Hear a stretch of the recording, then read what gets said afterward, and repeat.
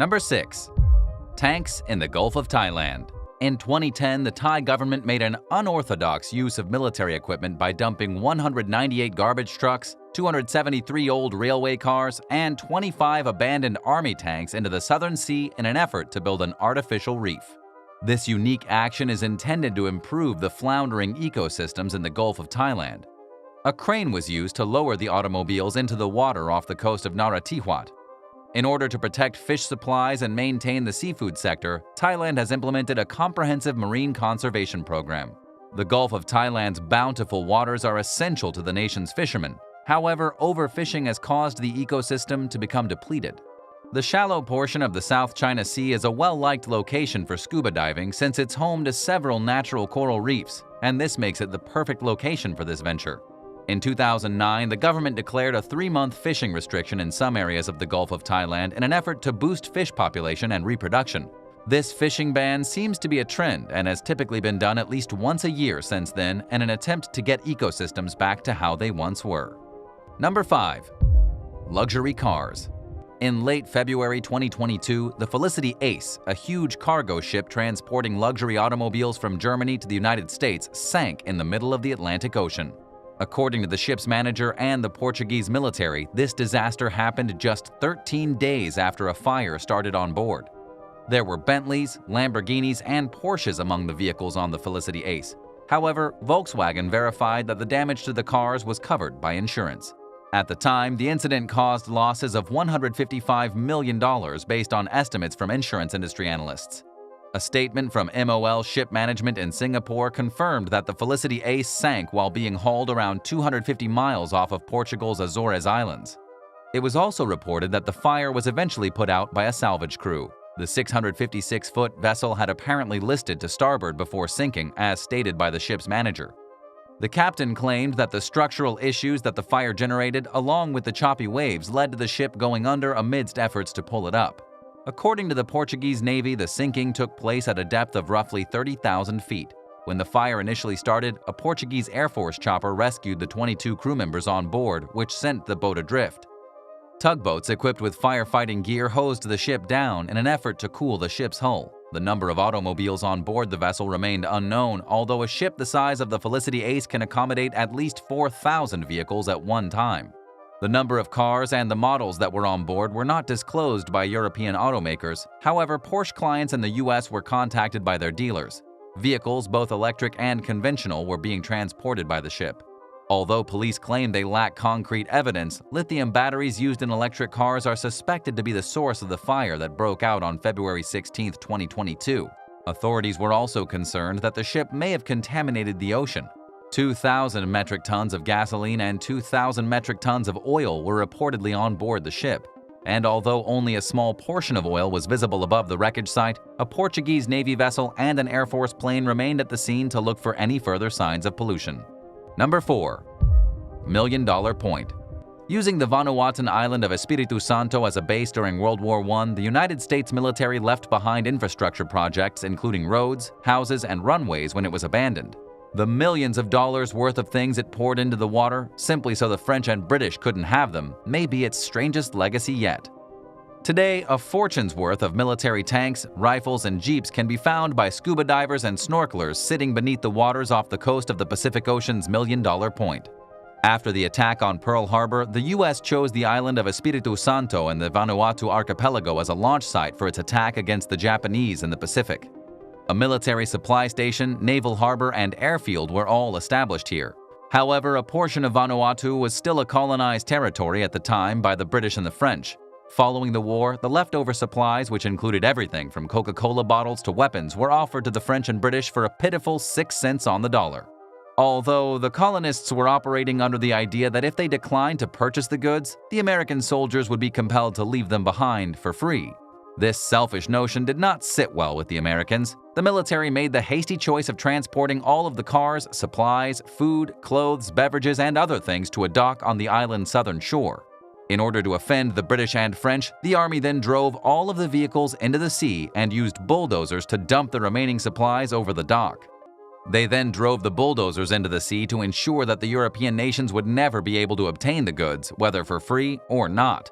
Over the course of those 2 days, commodities worth of millions of dollars were completely destroyed and left on the ocean floor, leaving them utterly useless. The native Vanuatuans were startled by the devastation, but they managed to recover what they could once the Americans eventually left. Sadly, because of the dumping, the water was contaminated with debris such as rubber, metal, and other materials. What's the coolest thing you've ever found while swimming in the ocean? Let us know in the comments below and don't forget to subscribe. Number 3. New York City subway cars. The last of the Metropolitan Transit Authority's Brightliners R32 subway cars have all been decommissioned after 58 years of service. The Brightliners, which were known for their gleaming corrugated stainless steel panels, said farewell to New York City earlier this month before being transported by rail to be demolished in Ohio. The majority of the vehicles were retired over 10 years ago, when more than 1,000 of them were transported to coastal regions in Georgia, New Jersey, and Delaware and dumped on the ocean floor. This was apparently part of a scheme to create artificial reefs. Their goal was to promote recreational fishing, which in 2011 brought in a staggering $15 billion in federal and state taxes. Surprisingly, the subway trains were welcomed by the fishing and scuba diving businesses, so the program made sense. Additionally, the MTA avoided spending the millions of dollars necessary to dismantle the trains. The Brightliners were supposed to survive more than 25 years underwater. However, just a few months after they were dropped, they began to deteriorate. The story might have ended there, but artificial reefs are becoming more and more popular and beneficial as climate change continues to damage reefs and marine ecosystems around the nation. As long as they're the right size, made of proper materials, and placed in the perfect spot, they can aid in restoring lost habitats, improve marine ecosystems, and advance conservation efforts.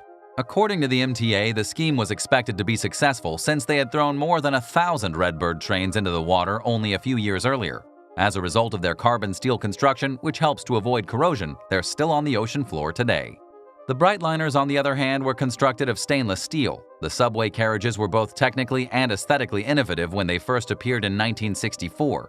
On tracks, the railway carriages were lighter thanks to the stainless steel, but underwater, this did not play in their favor.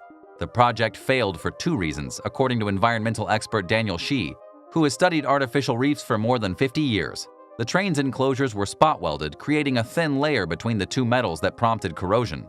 Also, the steel skin was more easily torn apart by undercurrent waves because of its corrugated design. He said, "It's important that we learn from these mistakes and improve the process."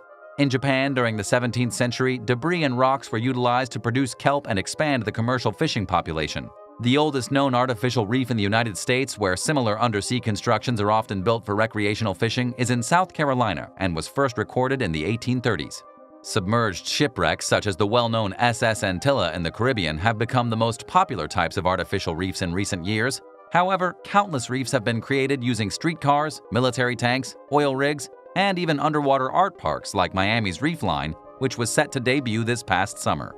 According to Shih, a few conditions must be met for an artificial reef to be effective. The surface area is important because it gives greater room for coral and sponges to grow on them, which provides homes for all kinds of different sea life. Weight is important as well. The heavier something is, the less likely it is to be tossed around by hurricanes and undercurrent waves. This is why tanks have been so successful when used to create artificial reefs.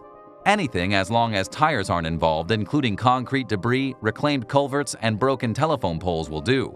For instance, to extend the now famous Osborne Reef, over 2 million passenger tires were bundled up with steel clips and thrown off the coast of Florida in the 1970s. However, when the steel corroded away, millions of tires were released into the ocean, and it's said that Malaysia is still picking them up to this day. Even the highest quality materials may be misused. Off the shore of Maryland, a number of tanks were placed, and they sank right through the soft sediment. Yet, at the bottom of the English Channel, where the ocean surface is harder, World War II tanks haven't moved at all. Everything ultimately boils down to the goal of the artificial reef. They can aid in reclaiming lost habitats when natural reefs are destroyed and can also be employed for conservation. However, as Shih has explained, a lot more thought needs to be going into what we're doing in the ocean. Number 2. Cedar Pride. The Cedar Pride shipwreck is the most well-known dive site in all of Jordan. The vessel was a Spanish cargo ship that was constructed in 1964. Before being bought by the Lebanese shipping firm Cedar Pride, the boat went through a few name changes, but the most recent name was San Bruno. The Cedar Pride was anchored in the port of Aqaba in July 1982 when an accident occurred and a fiery explosion tore a hole in the ship. The vessel was destroyed and remained partially submerged in the harbor. Later, King Abdullah, who loved diving, became interested in the ship and made the decision to sink it and turn it into the well-known dive destination it is today. On November 16, 1985, Cedar Pride was intentionally sunk after being cleared of any oil and anything else that would harm marine life. The two large cargo holds of Cedar Pride are now accessible to divers since the ship is lying on its port side. Another noteworthy feature is an air pocket in the back cargo compartment that is large enough for divers to come up for air and take a look around. Cedar Pride has observed tremendous coral development over the last 35 years. Schools of fish now call this site home, and turtles and Napoleon wrasses are occasionally spotted here. The depth of this dive site varies between 40 and 85 feet, and divers of all skill levels flock to this location because of its diversity. At the deepest point, the wreck and the topography of the reef form an arch where one could easily cross beneath it. In addition to the open cargo compartments, the wreck has numerous tight areas, and experienced divers who have received their certification can access them. The crow's nest is the most notable aspect of this artificial reef, as it stands out against the crystal clear blue water and is covered in an abundance of multicolored soft coral. In deeper water, the soft coral is more spread out, but it's replaced by schools of fish and hard coral. And anemones, table corals, pipefish, and clumps of acropora have all established residences on the hull, which makes it a great night dive location. The deck is covered in numerous animals, including soft coral crabs, Spanish dancers, urchins, and shrimp. For skilled wreck divers or photographers, the light zone offers many penetration opportunities. Number 1. Austin Overboard. In 1952, the British-made Austin A40 caused quite a commotion in Vancouver, British Columbia, 22 of them to be exact. All of the vehicles were dumped into the English Bay, and it was no accident. Austin Motor Cars' official distributor since 1932 has been Vancouver auto dealer Fred Deely. At the insistence of Deely, in 1948, Austin began to produce a left-hand drive model for export. The compact four-cylinder Austin A40 was available in a variety of body styles, including coupe, pickup truck, van, and, oddly enough, an ambulance. It gained popularity both in the western province of Canada and other areas of the world. In its first 4 years of manufacturing, the Austin A40 generated $70 million for Britain, making it the country's top export.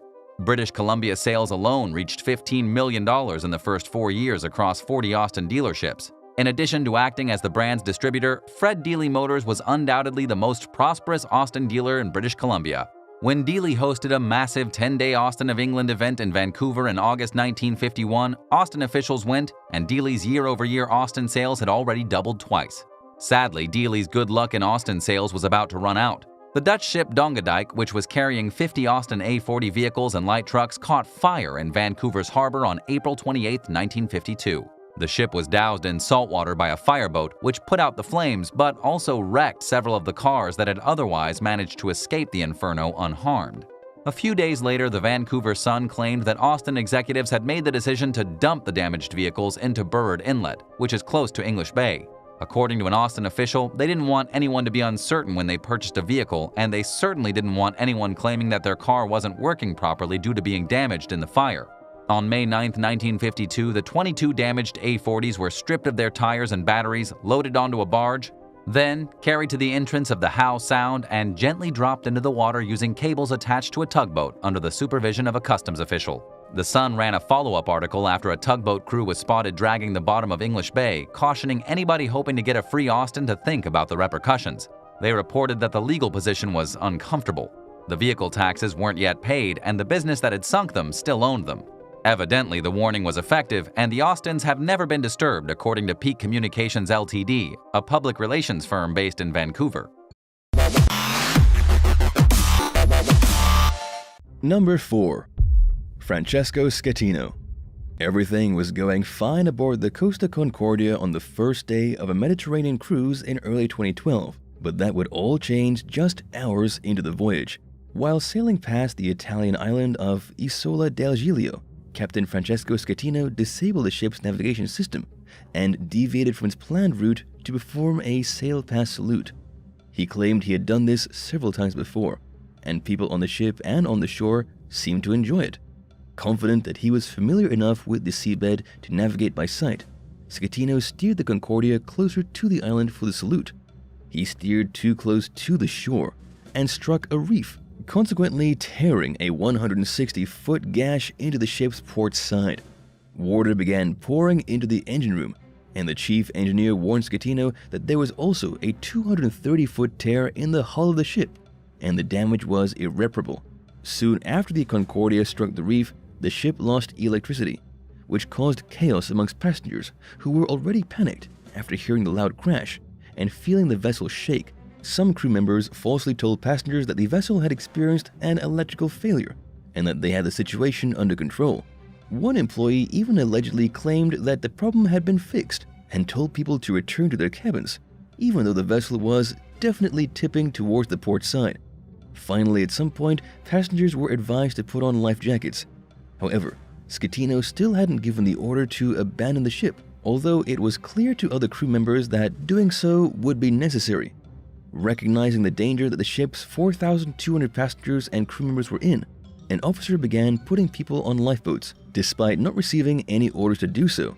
More than an hour after the initial collision, an evacuation was officially underway, and time to save everyone on board was running extremely short, even with the help of a rescue helicopter. In a desperate attempt to save their own lives, many passengers jumped into the water and tried swimming to shore. Schettino left the Concordia while 300 people were still awaiting rescue, breaking the age-old rule that the captain should always be the last person to abandon their sinking ship. He claimed that he fell into a lifeboat when the ship teetered further onto its side and ignored the Coast Guard's order to return to the vessel, where crew members continued aiding in the evacuation. 27 passengers and 5 crew members died in the disaster, including a 5-year-old girl and her father, who fell through a hole in the ship and drowned while looking for a lifeboat with enough room for them. Numerous charges were brought against Schettino, including manslaughter, causing deaths through imprudence, negligence, and incompetence, failing to inform maritime authorities of the disaster, and not being the last person to evacuate. Dubbed Captain Coward by the media, Schettino avoided taking full responsibility for the sinking of the Concordia. He blamed his helmsman for the accident and blamed the deaths on the chaos that ensued among passengers after the crash. Prosecutors never fully determined why he acted so irresponsibly during the crisis, or why he waited so long to order an evacuation. They accused the married captain of being distracted by his 26-year-old mistress, who was with him on the bridge when the crash happened. Schettino was found guilty and received a 16-year prison sentence, but managed to avoid immediately going to jail while he appealed his conviction. In the end, the ruling was upheld, and he finally realized that there was no way to avoid serving time. Several other crew members and 2 company officials were also charged and convicted in connection with the disaster. A cost of around $1.2 billion was needed for the operation to salvage the Concordia, which was more than 3 times the cost of building the ship. This disaster was one of the biggest and most expensive maritime salvage operations in history. It took over 3 years to refloat, move, and scrap the ship, which was finally recycled in 2017. Number 3. Yanis Avranas. The cruise ship MTS Oceanos was first launched in July of 1952 and went on to operate for nearly 40 years until disaster struck in 1991. By then, much bigger cruise ships were being built, and the aging Oceanos simply couldn't compete with the newer vessels.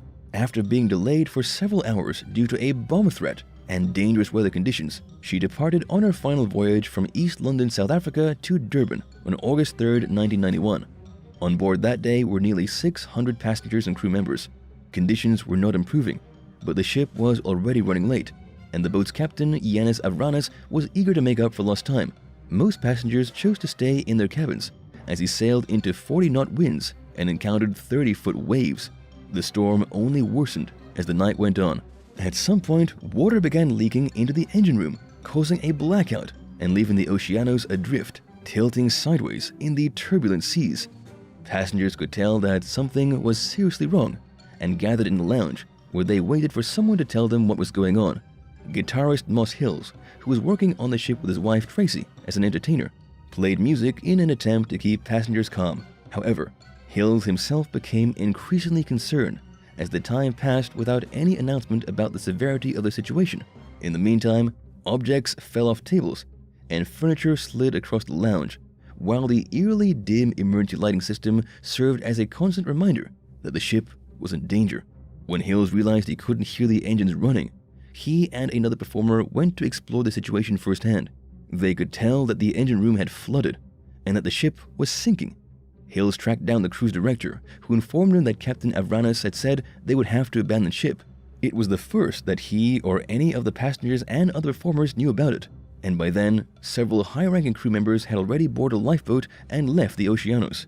Hills and his fellow entertainers had no prior training on how to evacuate a ship, but with nobody else around, they began passing out life jackets and loading people onto lifeboats. They didn't know how to properly lower the lifeboats or how to start the engines, but they did their best as the boats swung wildly and slammed against the sinking ship on their way down. It was impossible to use lifeboats on the heavily tilted ship's port side, leaving hundreds of people stranded on the ship. Hills and several others went to the bridge, expecting to find the captain or someone qualified to take control of the emergency. When they arrived, the bridge was empty, and they realized it was just them left to deal with the disaster. The group frantically began to try to figure out how to work the radio equipment, and they managed to put out a mayday call, but were unable to provide the ship's coordinates. 2 ships were nearby, but there was very little they could do to help. Now that they were finally aware of the situation, South African authorities organized an air rescue mission. In the meantime, Hills found the captain smoking near the rear of the ship and pleaded with him for help. He later told the BBC that Avranos appeared to be in a state of shock and said that helping wasn't necessary. As he and Tracy began to worry that they might not survive the ordeal, they vowed to do everything in their power to make sure at least one of them lived, so their 15-year-old daughter, who was away at boarding school, wouldn't be orphaned. When the first helicopter arrived 3 hours later, emergency responders gave Hills, Tracy, and a few others a 5-minute crash course on how to secure people to the harness that would lift them off the ship. He and his wife worked diligently to get the passengers onto the helicopters as the Oceanos continued to sink. The couple were among the last to be lifted to safety. The same couldn't be said about Captain Avranos, who boarded the helicopter while plenty of people were still waiting to be rescued. Thanks to the musicians' heroic efforts, the last evacuees were rescued just 45 minutes before the Oceanos slipped beneath the waves, and everyone survived. Avranos claimed that he left the ship because he felt he could direct the rescue effort better from elsewhere, and an inquiry found him and 4 officers guilty of negligence in their handling of the disaster. But he was never imprisoned and didn't lose his captain's license. Coming up next, another terrible captain. But first, if you're liking this video, be sure to hit the thumbs up and subscribe buttons. Number 2. Michael Davidson. The American cargo ship SS El Faro was on its regular run from Jacksonville, Florida to San Juan, Puerto Rico on the night of October 1st, 2015. At the same time, Hurricane Joaquin was barreling through the Caribbean. After realizing that they were still in the path of the Category 3 storm after slightly altering their course, several crew members alerted Captain Michael Davidson and suggested steering further away. Unfortunately, the captain ordered them to continue along the planned course. He even made light of the situation, telling them that the massive waves and zero visibility that they were encountering were things that ship's crews in Alaska deal with on a normal day. It was later found that Davidson had been navigating based on weather data that was 6 hours old, which is relatively meaningless when you're dealing with a storm that can unpredictably change course at any given moment. He was unaware of the hurricane's actual position and thought he was still on course to avoid it. A crew member told Davidson that the barometric pressure was dropping, indicating that they were heading closer towards the eye of the storm. However, the captain still refused to believe it. While resting in her cabin, second mate Danielle Randolph sent an email to her mother with updates about the increasingly terrifying conditions the ship was facing. She finished the note with "Love to everyone," giving her mom a sinking feeling that Danielle knew she might not survive what was to come. At Davidson's direction, the crew piloted the El Faro straight into Joaquin's eye wall and encountered 20 to 30 foot high waves and sustained winds of 92 miles per hour. The ship began taking on more water than it could pump out. Cars broke free from their fittings and were tossed from one end of the deck to the other end, and cargo containers fell into the sea as the waves tossed the vessel around like a toy boat. Davidson tried to turn the ship right side up to level it, but El Faro ultimately lost its battle against the sea in the early morning hours after its engines lost power. Finally, the captain placed a distress call. However, by then, they were too close to sinking to await rescue, and no rescuers would have been able to reach them in time. Chilling audio of the ship's voice recorder captured the final words exchanged between Davidson and his crew before the vessel went under, and they were left entirely at the mercy of Mother Nature. He can be heard ordering everyone to put on their survival suits and life jackets, and ordering them to stay together. One crew member was unable to climb up the deck and screamed, "I'm a goner," as Davidson encouraged him to keep trying. The recorder captured the rumbling sound of the ship sinking as the captain said, "It's time to come this way." Then, Everything went silent. All 33 crew members died, and none of their remains were ever found. It was the worst U.S. maritime disaster in 30 years. The actual events leading up to the sinking were a mystery for the first few months after El Faro disappeared. It wasn't until the wreck was found at a depth of 15,000 feet near the Bahamas that authorities were able to retrieve and analyze the data recorders. An investigation found that numerous factors caused the disaster. The aging ship was 41 years old and flagged for repairs. It had a faulty scuttle and valve that blew open and caused water to flood in, and its instruments for measuring wind speed was broken. While it's unusual to challenge a captain's orders, some were left wondering why the crew wasn't more insistent on changing course when they knew that they were possibly navigating to their deaths. Davidson may have been acting under subtle pressure to stay on schedule, but investigators laid the bulk of the blame for the disaster on his failure to use updated weather information in a rapidly changing storm. He also ignored telltale signs that they were heading into the storm's eyewall, including the drop in barometric pressure and winds coming from the left. Above all, he continued with his disastrous plan, even after his crew repeatedly warned him of the danger they were in. Number 1. The captain that wrecked the same boat twice. Along the reef coast surrounding the French territory of New Caledonia, there are two mysterious shipwrecks that sit roughly 45 miles apart from one another. They've been reduced to little more than rusting eyesores, but they have interesting backstories that involve a shared name and a captain who wrecked them both. The original ship was dubbed the SS Ever Prosperity, and the second ship was called the MV Ever Prosperity. The twin cargo ships were based out of the same port in Monrovia, Liberia. In 1965, the SS Ever Prosperity wrecked while under the command of a captain from Korea. Just 5 years later, in 1970, that same captain crashed the MV Ever Prosperity into the same reef further south along the coast, while sailing from Sydney to New Caledonia's capital, Noumea. There's little information available on the circumstances of the crashes or the captain's role in them. After making the same mistake twice, it's safe to speculate that perhaps the captain wasn't cut out for this line of work. Running two very large and expensive ships aground certainly constitutes poor seamanship, and you would think that after the first disaster, the captain would have learned from his previous mistake. Number 10. Beirut. On August 4, 2020, the third largest non-nuclear explosion ever recorded devastated over half the city of Beirut. More than 200 people were killed, many more were injured, and an estimated 300,000 people were left entirely homeless, with over 80,000 commercial, residential, and public areas damaged in the blast.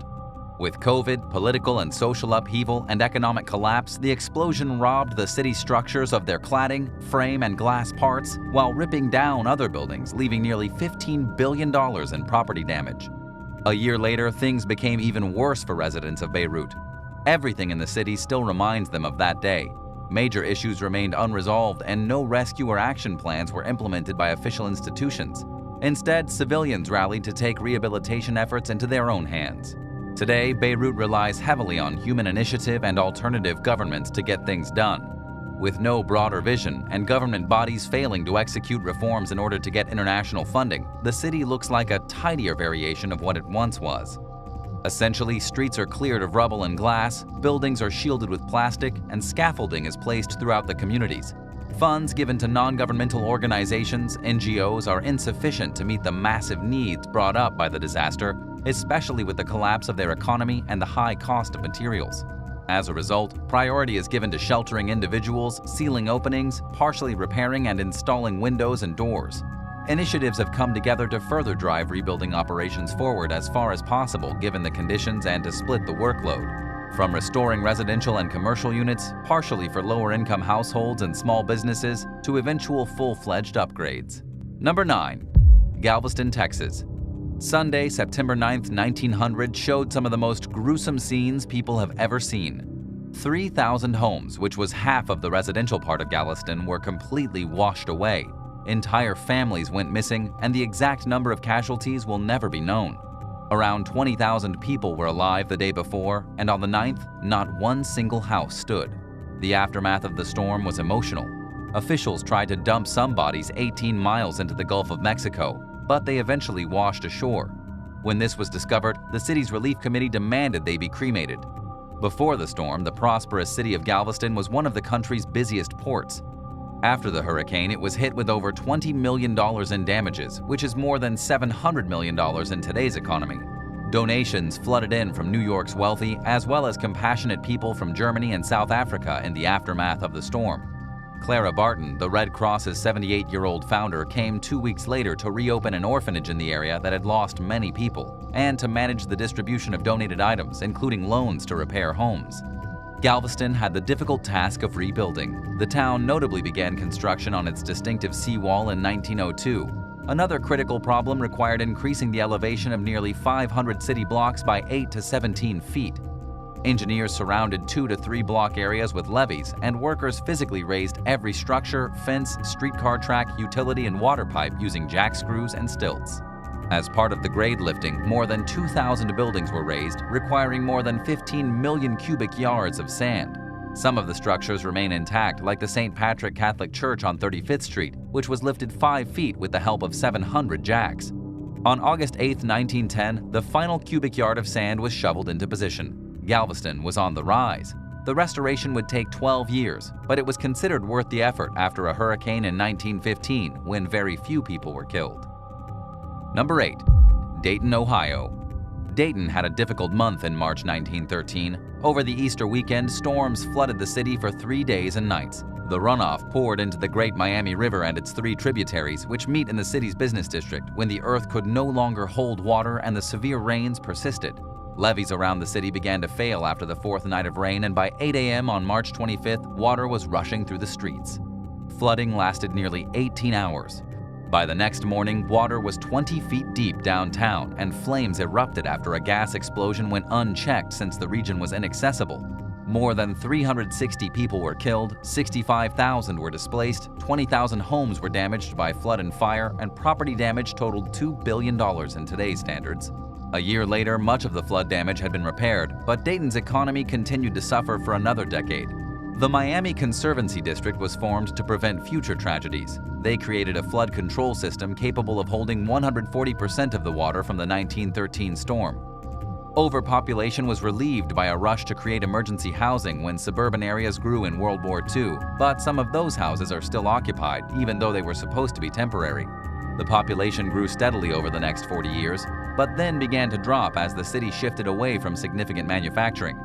Dayton is now Ohio's aerospace hub and has been named on multiple lists as one of the most economically diverse cities in the U.S. Number 7. White House Fire of 1814. The White House is commonly known as the President's House, but did you know that it burned to the ground in 1814?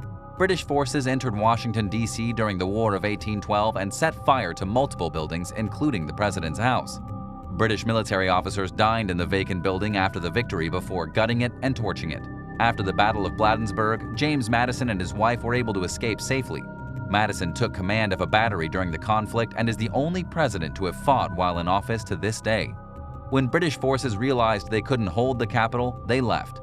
Madison returned the next day, intending to reconstruct the city. The Capitol building, the Library of Congress, and the House of Representatives were all also set on fire. Thankfully, heavy rain put the flames out before the historical sites were totally destroyed. The rebuilding of the White House was overseen by James Hoban, the architect of the original structure. President James Monroe moved into the new building in 1817, although it would be several years before the current version was built. The White House is still the same structure today, despite many repairs throughout the years. Number 6. Dresden. The eastern city of Dresden was reduced to ruins during the last winter of World War II, killing tens of thousands and sparking a fierce debate about whether the attack was justified.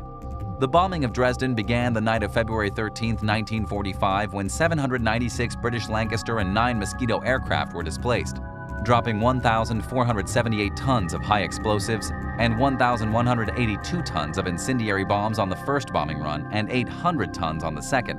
3 hours later, 535 Lancaster bombers dropped 1,800 tons of bombs. The next day, 311 American B-17 bombers dropped 771 tons of bombs on the streets. The Allied bombing techniques were designed to induce total destruction of buildings. High explosive bombs exposed the timber frames of buildings, incendiary bombs burnt the wood, and finally, assorted explosives negated firefighting attempts. The outcomes were disastrous. In Dresden's inner city, 24,866 of the 28,410 buildings were destroyed, many of which were schools, hospitals, and churches.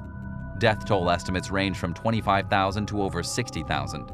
After World War II, the people of Dresden began the difficult process of clearing and reconstructing their cities. Volunteers spent years removing the rubble and carrying it away by hand. Many of the city's important historic buildings, like the Semper Opera House and the Zwinger Palace, were rebuilt. But city leaders chose to rebuild large areas of the city in a socialist modern style, partly due to economic reasons, but also to distance the city from its past as the royal capital of Saxony and a stronghold for the German bourgeoisie. Number 5. Tokyo. The Great Kanto earthquake struck Tokyo and Japan's second-largest city, Yokohama, on September 1, 1923, killing about 140,000 people. The tremor and many flames that followed wrecked 45% of Tokyo's metropolitan area. The spread of the damage mirrored the city's historical spatial structure. The flames were most devastating and fatal in Tokyo's densely built eastern half, the so-called Low City, or Shitamachi, where most commoners lived throughout the feudal period. The healthier and less densely populated old residential neighborhoods in the steep western half of the High City, or Yamanote region, survived the tragedy relatively untouched. As a result, urban planners discovered that huge urban green areas like Ueno Park functioned as a crucial protective barrier. They could also be used for temporary shelters for those that lost their homes. Despite a severely limited budget and opposition from local people, the 6-year rebuilding project successfully modernized Tokyo's core business district.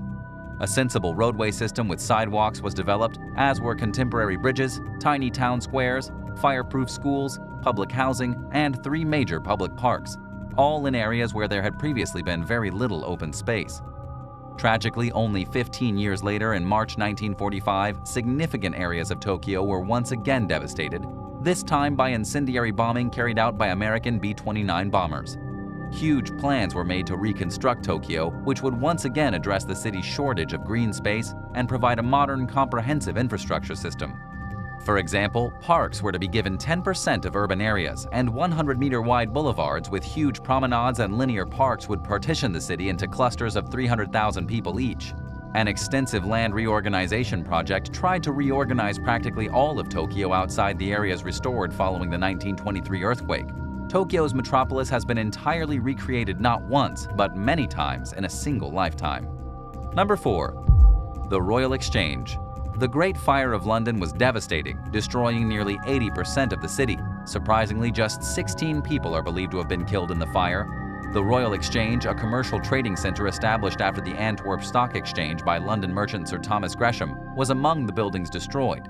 Queen Elizabeth I inaugurated the Royal Exchange back in 1571. Since many of London's buildings and homes were built during medieval times, the fire spread incredibly fast. Because oak lumber was the predominant structural material, many of the poorer homes were tar-coated to keep rain out, and unfortunately, this meant they were very flammable. The Royal Exchange had grown so important to business by 1666 that it had to be restored with the rest of the burnt city. King Charles II laid the foundation blocks for one of the columns and celebrated with a great feast, allegedly giving the workmen 20 pounds of gold. After the plans of Christopher Wren, who oversaw the repair operations, fell through, Mr. German, a city surveyor, designed the reconstruction. Workers finished the structure in 1669, and it served as a trading hub for another 170 years, until disaster struck again. On January 10, 1838, the building caught on fire again, this time thanks to an overheated stove in Lloyd's coffee shop. The fire department's reaction was delayed because the building's gates had to be pushed open and the nearest fire engine was frozen solid. Sir William Tite developed the third version of the Royal Exchange. Tite's design was inspired by the Pantheon in Rome. Workers discovered the remains of an old Roman courtyard while excavating the property. These relics were brought to the Guildhall's Corporation Museum. Queen Victoria later opened it up in October 1844. The Royal Exchange is modeled after the Roman designs that served as inspiration, and it also incorporates Italian Renaissance art. The renovated and revamped site, now a well-known tourist destination, remains today and houses a variety of high-end retail businesses. Number 3. Warsaw. In a spiteful act of retaliation after the Warsaw Uprising, enraged Germans methodically demolished the city of Warsaw. They destroyed 80 to 90% of the city's once beautiful structures and monuments. The majority of the damage to other European cities occurred during the conflict, but Warsaw was devastated after the fact. The city's iconic museums, art galleries, theaters, churches, parks, and historical structures like their castles and palaces were all gone. After the war, the people of Poland refused to recognize that their cultural legacy had been lost. In one of history's major rebuilding projects, the Polish tried to restore their fallen city during the 1950s and 1970s.